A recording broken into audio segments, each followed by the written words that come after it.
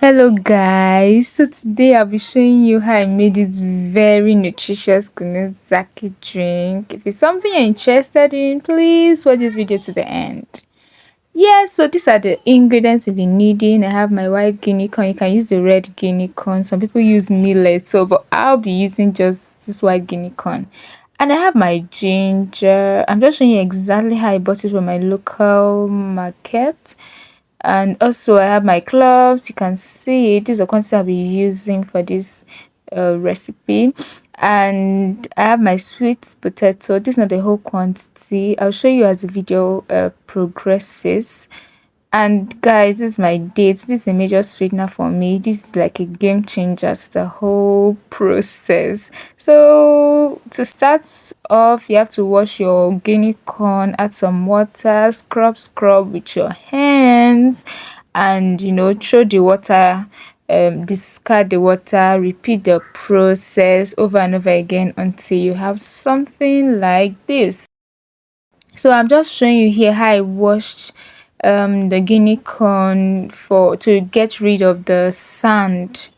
So you have to shake, add some water, shake, then you use your sieve to scoop some from the top, just like how you see me doing, and continue. You shake again. I'll be showing you. You can see how I'm doing it in the video. Let me drop this and show you properly. Shake again, just shake very well, and then you scoop some from the top. Yes, just like that until you get to the bottom part, and I'll show you how I wash the bottom part. Just continue the process, guys. Just scoop from the top and you're good. So this is the bottom part. So this is the technique I use. Just if you can just do it the way you're seeing in the video, you're going to get rid of the sand without wasting much of your guinea corn. So just add the water into it, shake while you are pouring it out, and the guinea corn will be coming out, leaving the sand or stone behind. So yes guys, if you look closely, you can already see the stone that it has, but just keep doing this. Repeat this again until you are satisfied you have the stones properly separated from the guinea corn. So can you see, guys? You can already see the stones. You can see why I said I like to use this white guinea corn, because it does not have much stone. So I repeated the process again and I got this much sand. I repeated the process and you can see the sand. So I ended up just rinsing the guinea corn, that's the one I got from the bottom part, over a running water, just to make sure that I don't have sand left in there. So guys, soak your washed guinea corn. I soaked mine for about 6 hours and that was just fine. I'm gonna head to peel my sweet potato. So peel yours, and you're going to cut this sweet potato into smaller sizes like you see in the video.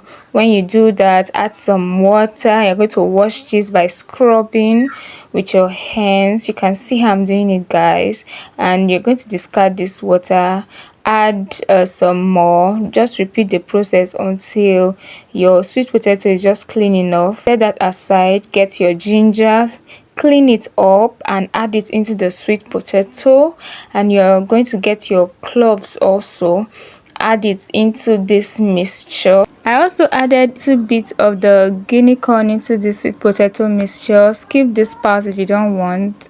I just did it because I grew up seeing my mom do it. So this is our guinea corn ready for blending. We use the big engine to blend this. It gets the job done really well, but if you have a very good blender, please go ahead and use it. So we are done blending. I had to divide my blended guinea corn into 2 bowls because I didn't have a pot that was big enough to do this process once for me, so I had to do it twice, if you know what I mean. So here I'm just mixing the blended guinea corns to make sure that I don't have lumps. That's why I'm using my hands. Please wash your hands properly before you do this. And at this point, please don't add too much water. Just make sure that this mixture is thick if you want to end up with a thick kunu, if you don't want your kunu to be watery or runny. You can see this is the second bowl. I'm just showing you how I mix it. Also, please don't add too much water. Just like when you're making pap, make sure that the base is thick.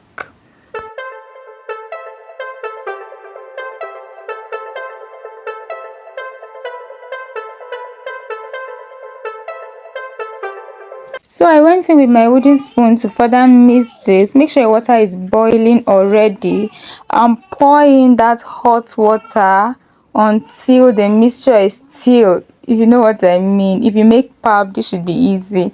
And then go in with your wooden spoon to mix this.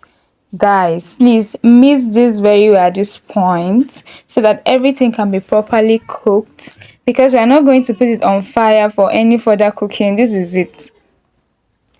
So guys, stir very well so that everything is just properly mixed, and at this point, if you don't stir well, it can come out with lumps. Yes, so just stir very well.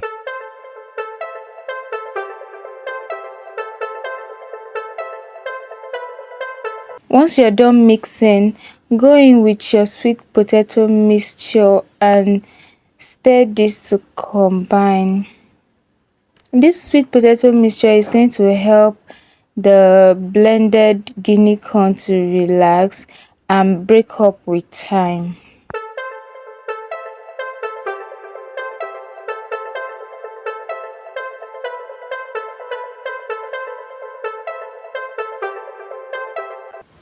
So here I'm just showing you guys how I made the second bowl. So if you didn't get the first one, just watch this one closely.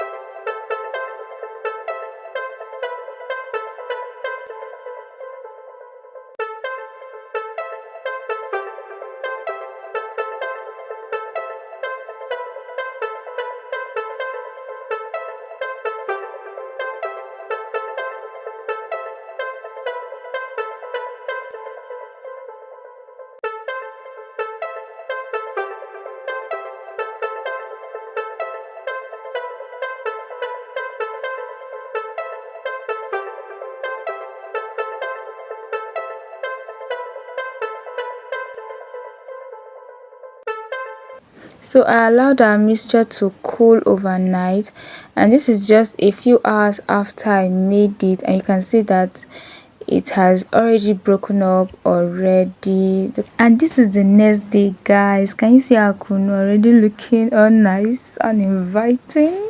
So you just set that aside. Of course, I used dates for this recipe. Go ahead, soak your dates. I soaked mine overnight, and when it's soft, take out the seed like you see in the video. Take out the seed, blend it, is very smooth, and pour that into the kunu. I just went ahead to rinse it with a little water, and I poured that in. Give it a very good mix, and our kunu is ready to be sieved, guys. So I used the cheesecloth for this to sieve this. So use the sieve that you have, but I advise you to use this kind of chiffon sieve. People call it cheesecloth, because you want your Kunu ZARKI to be void of any kind of chaff. So tie it on both ends, pour it into the cheesecloth like you see in the video, and then go ahead and just shake this, shake it around. As you're shaking, you know, the kunu will be coming out of the sieve. So you keep shaking, shake until it gets to the point where you go in with your hands. Please wash your hands properly before you do this, guys. So you just press like you see me doing in the video. Press it until you can, you know, get out literally all the liquid. Can you see that, guys? Get out the liquid from this chaff. That's what we are trying to do. We are trying to separate the kunu from the chaff. So just press as much as you can, guys. Just press this thing and get out your kunu. Don't let anyone escape. And this is a chaff. If you have poultry, this is very nutritious for them, so go ahead and use it, but trash it if you have no need for it. And guys, can you see our kunu? I'm telling you, this kunu came out so well, so delicious, sumptuous. You should try this, guys. Please subscribe, like, share if you haven't already, and if you have, thank you till I come your way again. Bye guys.